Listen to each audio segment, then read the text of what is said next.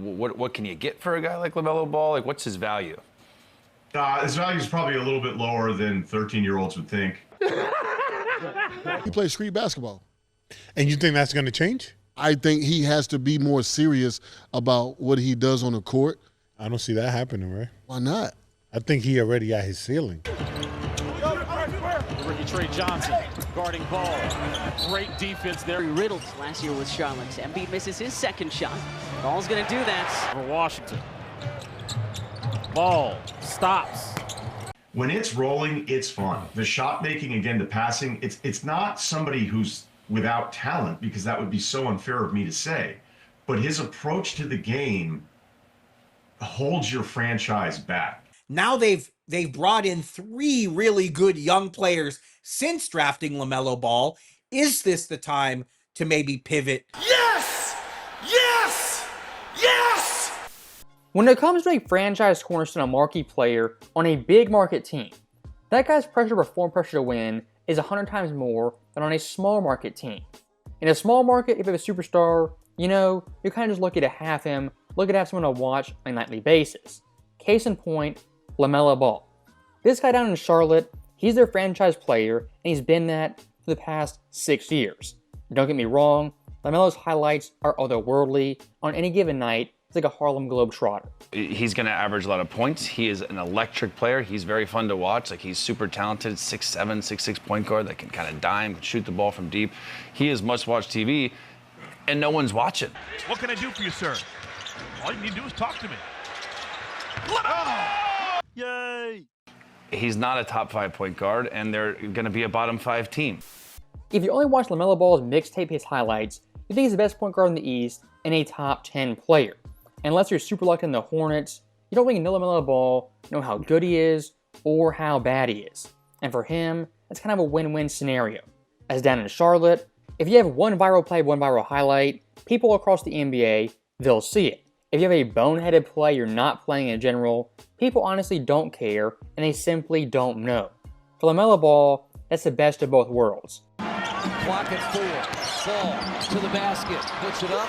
Missed it. The Hornets' way. Shot clock at 5. LaMelo from the hash mark. Whether he's behind the line or creating contact going to the rim. See, nobody cares. In a weird way, watching LaMelo Ball play basketball, the more you watch of him, the less you're intrigued. For LaMelo Ball, in my view, he's a highlight player and a social media player. Yes, flashes of brilliance, but also boneheaded mistakes, turnovers, and terrible shot selection. And here's the sad thing. LaMelo in year 1, that was his problem. LaMelo in year 6, it's still the problem. Looking at this guy's NBA career, he's evolved slightly, but past year 3 hasn't gotten much better, and honestly has stagnated and gotten worse. And here's some context. LaMelo Ball back in 2023, the ESPN's top 10 under 25, he ranked 3rd on that list behind Luka Doncic and Zion Williamson. The guys he was ahead of, Donovan Mitchell, Jason Tatum, Booker, Bam, and SGA. That one didn't age quite so well. Besides someone like Ben Simmons, that entirely compared to LaMelo Ball, they surpassed him, and in some cases, they've lapped him. And looking back at his own rookie class, LaMelo back in 2020 was a Rookie of the Year winner over Anthony Edwards and Tyrese Halliburton. Back in 2020, Anthony Edwards, Tyrese Halliburton, and LaMelo were all on equal footing as future pillars of the NBA, future great players. And of course, Halliburton made the NBA Finals, started the All-Star game, on the Olympic team, and at Edwards, very similar success.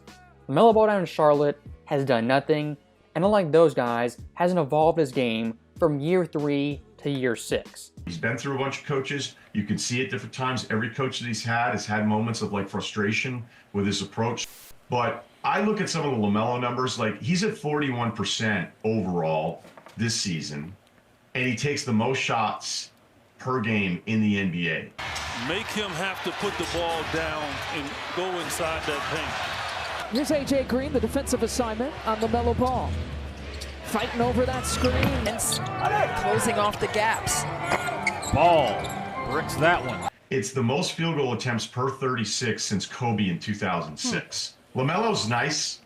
That should not be something that happens, okay? For someone like LaMelo Ball right now in 2025, he's the East Coast Ja Morant with less PR. As looking at Ja, much like LaMelo, after year 3, he kind of is who he is and he hasn't changed much. And look at these stats. LaMelo Ball this season points per game, his lowest since 2022. Field percentage, career low, 3-point percentage, also career low, and turnovers, the second highest of his career. There's good and there's not good. This is not good. For a guy who's approaching 25 years old in year 6, this means you're really turning the corner, entering your prime, getting better. LaMelo right now is stagnating and getting even worse.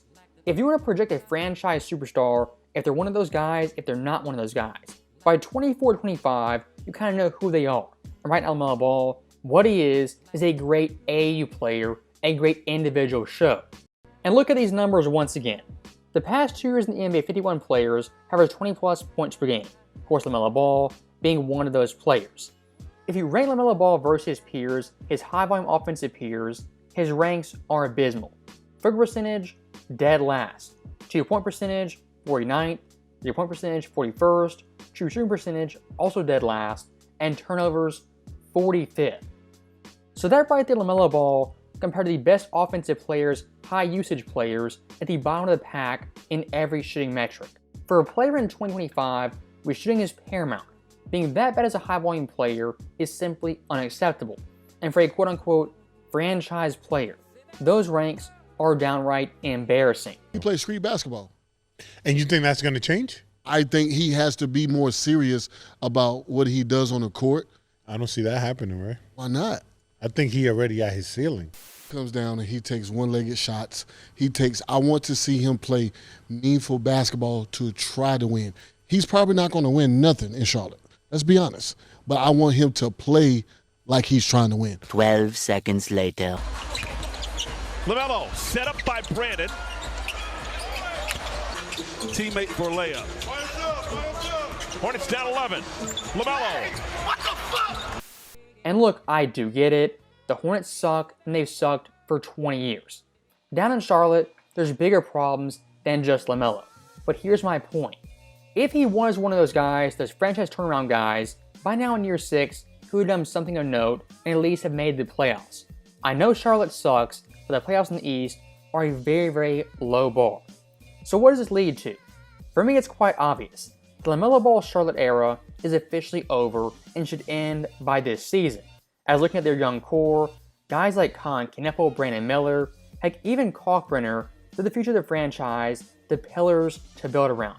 LaMelo Ball had his chance, he squandered it, and he's simply not him and that franchise guy to build around into the 2030s. It's over. And here's one thing I do want to hammer home. LaMelo Ball is an NBA player, is a high-risk, high-reward player. On his best nights, he's absolutely fantastic. On his worst nights, he's the worst offensive player you've ever seen. For LaMelo Ball, that's kind of how it goes. And down in Charlotte, they know this oh too well. And here's the biggest problem of all. Not the bad turnovers, bad shot selection, or even inconsistent play. The biggest problem for LaMelo Ball is he simply doesn't play enough to be a franchise superstar. And for me, that's the biggest pet peeve for any player. If you are the guy, what your required bare minimum is 70 games per season, and what you'd like to see is 75. Last time LaMelo Ball cracked 60 games was in year 3. Right now, we're in year 6. And look at this graphic of games missed. 2023, 46 games, over half the season. 2024, missed 60, again over half. 2025, 35, almost half. And so far in 2025, 6 games missed out of 16. It never ends.